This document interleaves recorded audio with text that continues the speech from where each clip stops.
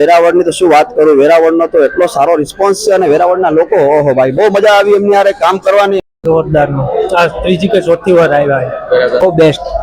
એમાં વઘારેલો રોટલો તો બહુ બેસ્ટ હતો.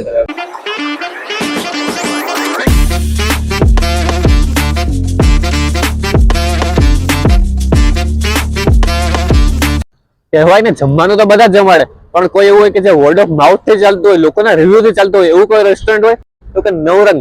આજે આપણે આવી કે છે નવરંગ ની વિઝિટ અને તમને પણ કરાવો કે કેવું છે જમવાનું અને કેવું નથી. તો ચાલો મારી સાથે. તો અત્યારે આપણે છે દર્શનભાઈ સાથે, નવરંગના ઓનર. તો આપણે એની સાથે વાત કરીને જાણીએ કે નવરંગની શરૂઆત કઈ રીતના થઈ. જય સોમનાથ, જય ભગવાન દ્વારકાધીશ. નવરંગની શરૂઆત તો પોરબંદર થી કરેલી હતી, એક નાના કડાવા મકાનની અંદર કે જ્યાંથી અમે પાર્સલ અને ટિફિન સુવિધા કે આપણે એથી શરૂઆત કરેલી. ધીરે ધીરે 3 ટેબલ રાખેલા, પછી નેક્સ્ટ સક્સેસ મળી ભગવાનની કૃપાથી. તો પછી આગળ આપણે એક મોટું રેસ્ટોરન્ટ મળ્યું 30નું સિટિંગનું, એમાં પણ સારો રિસ્પોન્સ મળ્યો, ઘર જેવું જમવાનું લાગ્યું બધાને. પછી એના પછીની વાત કરું તો પછી 60નું સિટિંગ ચાલુ કર્યું. પછી ધીરે ધીરે લોકોનો સપોર્ટ સારો મળતો ગયો, આપણે આગળ વધવાની તક મળી. પછી ધીરે ધીરે ઈચ્છા હતી કે આપણે હાઈવે પર એકવાર હોટલ બનાવીએ અને જોઈએ, જાણીએ અને શીખીએ બધા લોકો આગળથી. પછી અહીંયા જ મારા મિત્ર છે એની હોટલ મને મળી, તો અહીંયા આગળ આપણે સારો એવો રિસ્પોન્સ છે. ગાર્ડન ચાલુ કર્યું છે, અંદર જમાડીએ છે સરસ બધાને. એટલે હવે ધીરે ધીરે ચાલે છે. આપણે કેટલો ટાઈમ છે નવરંગ ને? આપણે અહીંયા નવરંગ ચાલુ કર્યું 8-9 મહિના થઈ ગયા છે. અને કેવો કસ્ટમરનો રિસ્પોન્સ કેવો મળે છે તમને? અને વેરાવળની તો શું વાત કરું, વેરાવળનો તો એટલો સારો રિસ્પોન્સ છે અને વેરાવળના લોકો ઓહો ભાઈ બહુ મજા આવી એમની યારે કામ કરવાની. અને ખૂબ જ સારા લોકો છે, આપણી બધી વાત સમજે છે અને અમને ઘણું બધું શીખવે પણ છે. અહીંયા આવીને અમે એને રિસ્પોન્સ, તમે ઇન્સ્ટાગ્રામમાં પેજ છે તો અમે હરેક લોકોને મળીએ અને હરેક લોકો આગળથી પૂછીએ કે ભાઈ અમને કઈ નવીન હોય તો કયો, તો અમે આમાં ડેવલપમેન્ટ કરી શકીએ અને આને આગળ પડતું લઈ જઈએ એમ. તો પણ સારો રિસ્પોન્સ છે, સારા લોકો આવે છે બધા. હમણાં હું દર્શનભાઈ સાથે વાત કરતો હતો, ત્યાં જ 2 કસ્ટમર ગયા અને તે દરેક કસ્ટમરને પૂછે ભાઈ તમને કેવું લાગ્યું, કે ઇમ્પ્રુવમેન્ટ એ લોકો ડે બાય ડે કરે જ છે. અને આપણે ગુજરાતી થાળીનો શું પ્રાઇસ છે? આપણે ગુજરાતી થાળીનો ભાવ છે 150 રૂપિયા અને પંજાબી થાળીનો ભાવ છે 250. બેમાં અનલિમિટેડ છે. ગુજરાતીમાં 6 જાતના અલગ અલગ શાક હોય છે, રોટલા, રોટલી અને દાળ ભાત બપોરે અને કઢી ખીચડી રાત્રે, એક ફરસાણ, છાશ, પાપડ, સલાડ. પંજાબીની વાત કરું તો પંજાબીમાં એક વેજ સબ્જી હોય છે, પનીર સબ્જી હોય છે, દાળ ફ્રાય, જીરા રાઈસ, છાશ, પાપડ, સલાડ, તંદૂરી રોટી, બટર નાન, ચપાટી અને ફરસાણ. આટલી વસ્તુ પંજાબી થાળીમાં હોય છે. આપણું શું લોકેશન શું છે? લોકેશનની વાત કરીએ તો જુનાગઢ સોમનાથ હાઈવે, સોમનાથ થી આવતા હોય તો ટોલ ગેટ ની પછી આવે તરત જ, અને જુનાગઢ બાજુથી આવતા હોય તો ટોલ ગેટ ની તરત જ પહેલા આવી જાય છે નવરંગ રેસ્ટોરન્ટ. અત્યારે આપણી સાથે છે ગણેશભાઈ અત્યારે થોડુંક સમજાવવા આના વિશે આપણે. જો આ અમારે નવરંગની સ્પેશિયલ થાળી છે બરાબર હોટલની, બરાબર. નવરંગ હોટલ આપણે જે ધારી ટોલ નાકા છે ને એના બાજુમાં હોટલ આવી છે. આપણી જોડે આ બધું સ્પેશિયલ છે. આ છે ને મેથીના, અત્યારે શિયાળો છે, શિયાળાની સિઝનમાં મેથીના ભજીયા કહેવાય, મેથીના ગોટા ગુજરાતીમાં. મેથીના ગોટા છે. આ રીંગણાનો ઓળો છે, અત્યારે બધાને પસંદ હોય રીંગણાનો ઓળો, બાજરાનો રોટલો, બરાબર.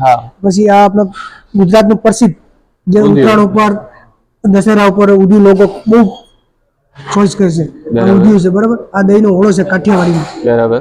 એમાં છે ને આ ડુંગળી, લીલી ડુંગળી નાખીએ છીએ, પછી ભટ્ટા રીંગણા આવે છે ને બાફેલા કરીને પછી શેકીને એને અંદર નાખીએ છીએ, એટલે દહીંનો ઓળો કહેવાય, બરાબર. આ ગુજરાતી સ્પેશિયલ ગુજરાત કાઠિયાવાડની ઢોકળી કહેવાય, બરાબર, ઢોકળીનું શાક. પછી આ આપણા દેશી બટાકા, બરાબર. આ કઢી છે ગુજરાતની વર્લ્ડ ને પ્રસિદ્ધ ગુજરાતની કઢી છે, વ્હાઈટ કલરની, બરાબર. આ ખીચડી છે, સાંજે ડિનરમાં ખીચડી હોય છે, કઢી ખીચડી પાણીમાં. પછી આ બાજરાનો રોટલો છે, બાજરાનો એટલે કાઠિયાવાડમાં પ્રસિદ્ધ છે બાજરાનો રોટલો, વઘારેલો રોટલો કહો, સાદો રોટલો કહો.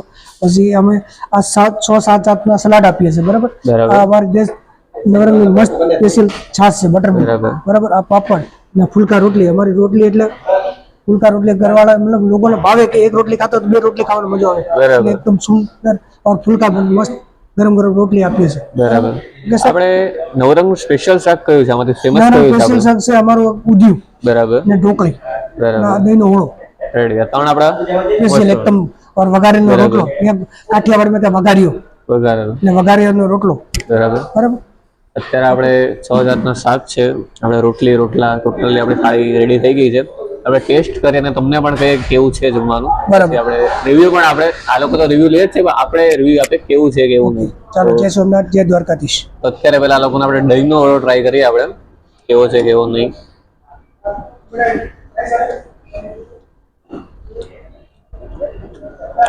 આ લોકોનું જે મોરું દહીં અને જે ઓરાનું જે કોમ્બિનેશન છે માઇન્ડ બ્લોઈંગ છે. એ લોકો સાદો ઓરો ટ્રાય કરીએ આપણે.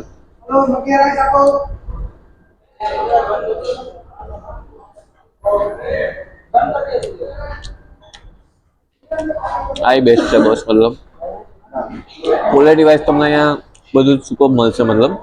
અને 150 તો ભાઈ આના જેવી ક્વોલિટી તો મને નથી લાગતું ક્યાંય તમને મળે. આઈને પૂછે કે એમનું કેવું જમવાનું લાગ્યું, કેવું લાગ્યું જમવાનું? સારું છે જમવાનું. બરાબર. શું ભાઈ સૌથી વધારે? ઊંધિયું, ઓરો, સેવ ટમેટાનું શાક છે, ઢોકળીનું છે, એ બધું. શું તમારું નામ શું છે? કંપનીયા ભાવેશ બરાબર. ક્યાંથી આવો છો તમે? સૂત્રાપાડા સૂત્રાપાડાથી. શું જમ્યા તમે? પંજાબી કેવું લાગ્યું જમવાનું? જોરદારનું. આ ત્રીજી કે ચોથી વાર આવ્યા બરાબર. સૌથી વધારે ફેવરેટ શું છે? પનીર પનીર. પનીર બધી સબ્જી એક નંબર. બરાબર. ક્યાંથી આવ્યા તમે? કોડીનાર પરીક્ષા અમે અમારો ભાઈબંધ પેલા આવેલો અહીંયા, એને કીધેલું એટલે અમે અહીંયા આવેલા. બરાબર.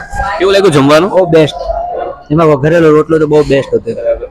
કેવું લાગ્યું તમને જમવાનું? બહુ સારું લાગ્યું. હા, તમે કોડીનારથી જાઓ છો? કોડીનારથી જ સૌથી વધારે શું લાગ્યું? વધારે રોટલી મસ્ત હતી. તમે જોયું કે જમવાનું તો કેટલી બેસ્ટ ક્વોલિટીનું છે. અહીંયા તમને કોઈ બર્થડે વગેરે કરો હોય તો તમને અહીંયા સ્પેસ મળી રહેશે. જોરદાર મસ્ત ગાર્ડન એરિયા પણ છે અહીંયા તમને જોવા મળશે. અને આ જગ્યાની વાત કરું તો આ જે વેરાવળ જુનાગઢ હાઈવે દારી ટોલ નાકાની એક્ઝેક્ટ બાજુમાં છે. તો હું તો કહીશ કે ભાઈ મસ્ત વિઝિટ છે. મતલબ આનું 150 ની અંદર આના જેવી ક્વોલિટી મને નથી લાગતું તમને ક્યાંય મળે. તો એક વાર જરૂરથી ટ્રાય કરજો.